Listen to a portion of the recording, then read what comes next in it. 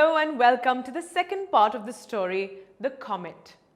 Before we read any further, let's recall what we had read in the first part. So this is a story of a comet that is predicted of hitting the Earth. This particular comet was discovered by an amateur astronomer, Manoj Datta, and hence was called Comet Datta. Datta Da, as he is called by his friends and relatives, had an 8-inch telescope through which he used to look at the sky.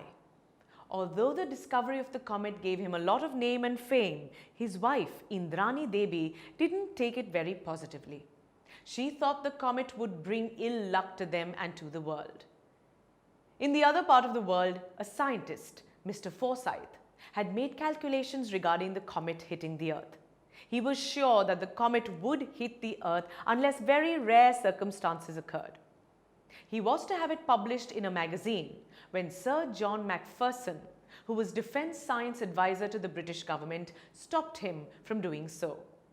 He asked Mr. Forsyth to tone down the matter in the paper. He also called for a meeting of experts from all over the world in a week's time. Now let's read further and find out if the comet actually hit the Earth. The Comet by Jayant Narlikar.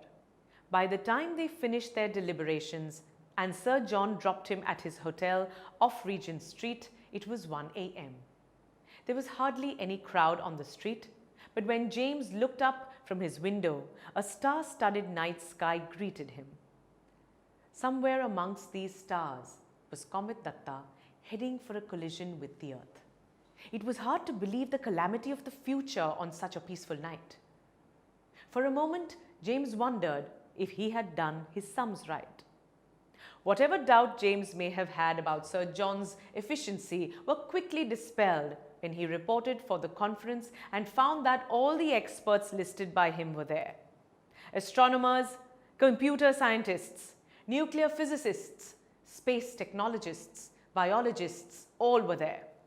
And as Sir John's special invitee was present, the man who had started it all, Manoj Datta. The conference lasted 1 week and went on under total cover of secrecy.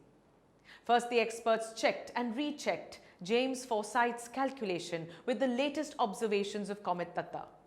He was right. There was no escape from the direct hit predicted by him. There was a small chance that the comet may just graze the atmosphere of the Earth and not collide. In that case, the loss of life and property would not be total. But this slight respite was hardly reassuring enough for taking no action. Having decided that some action was needed, what form should it take? The experts dismissed defensive measures like living in underground bunkers. It was simply not a practical proposition. So the only course was to take offensive action. Comet Datta could be marginally deflected from its path by giving it a push.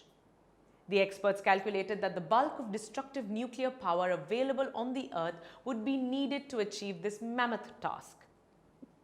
A gigantic nuclear explosion, suitably placed, suitably directed, and suitably timed, could do the trick. This could be done by placing the nuclear payload in a spaceship, sending it to intercept the approaching comet and detonating it by remote control. Success or failure, secrecy must be preserved. Let's understand the details in this part of the story. Sir John dropped Mr. Forsyth at his hotel at about 1 a.m. The night seemed so peaceful that it was hard to believe the calamity of the future. The day of the meeting arrived. James was surprised when he went to attend the conference. All the experts who were invited were present.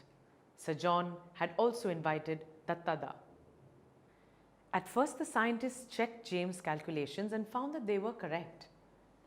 Comet Datta was sure to collide with the Earth on December 15.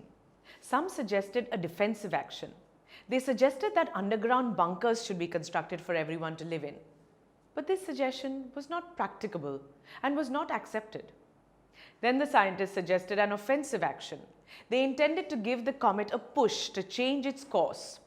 For this, they planned to send a spaceship with nuclear power. The ship would intercept the comet at the right time and then it will be exploded by remote control. On that note, I shall now take your leave only to return with more captivating stories and a lot of fun videos.